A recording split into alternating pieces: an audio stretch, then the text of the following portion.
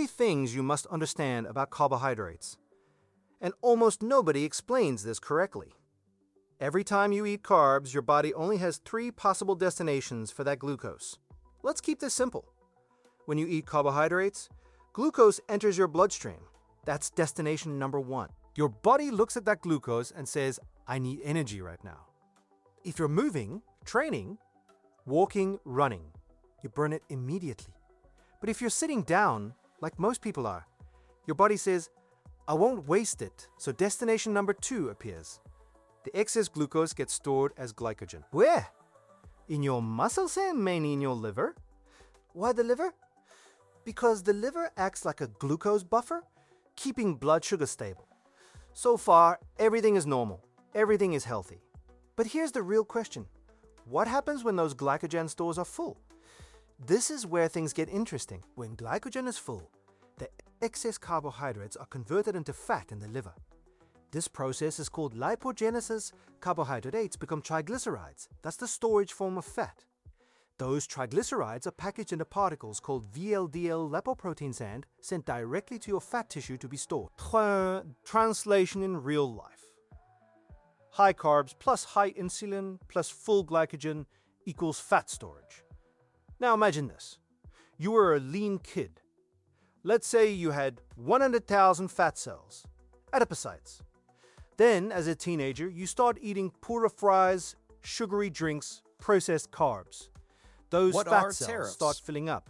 They grow and grow and grow until they can't store any more fat. So your body does something critical. It creates new fat cells.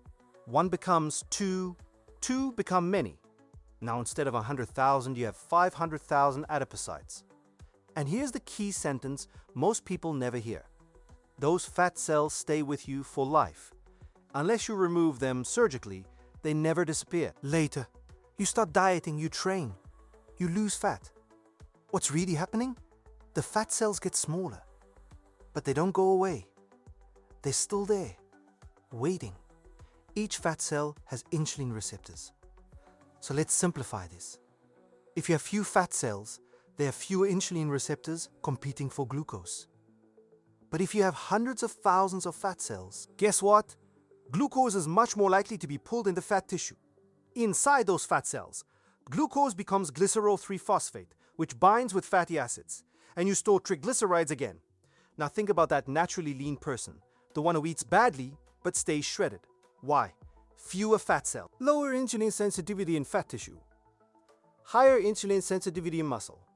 So when they eat carbs, more glucose goes to muscle, less goes to fat, and more gets burned as energy. On top of that, many of them have a more active sympathetic nervous system, more adrenaline. And adrenaline depends on context. Stress plus fasting toast pure recovery raises blood sugar. Training plus movement, plaque promotes fat loss. Same hormone, different result. So when someone says, I'm dieting and I can't lose weight, it's not just calories, it's not just willpower, it's physiology.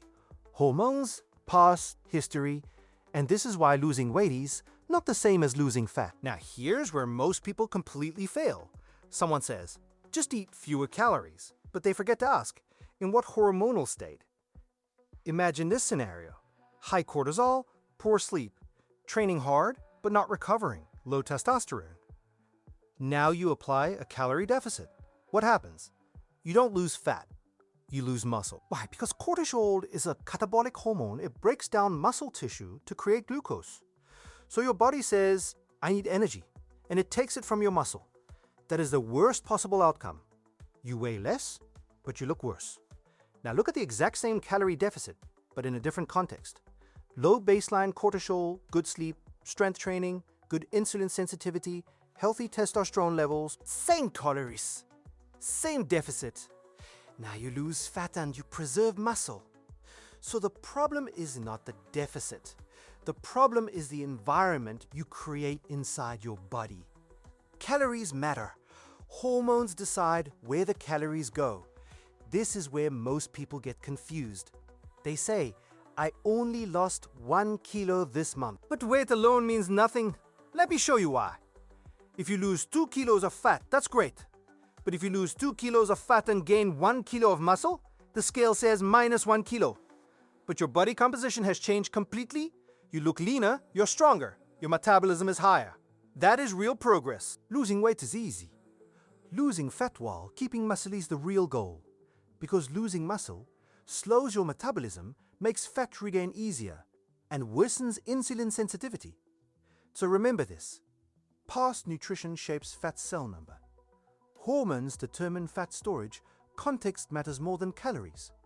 The scale does not tell the full story. Stop chasing weight. Start changing body composition. If this helped you understand why fat loss feels so hard, comment composition. Share this with someone stuck in a diet plateau. And follow me, because in the next video, I'll show you how to create the hormonal environment that makes fat loss easier, not harder.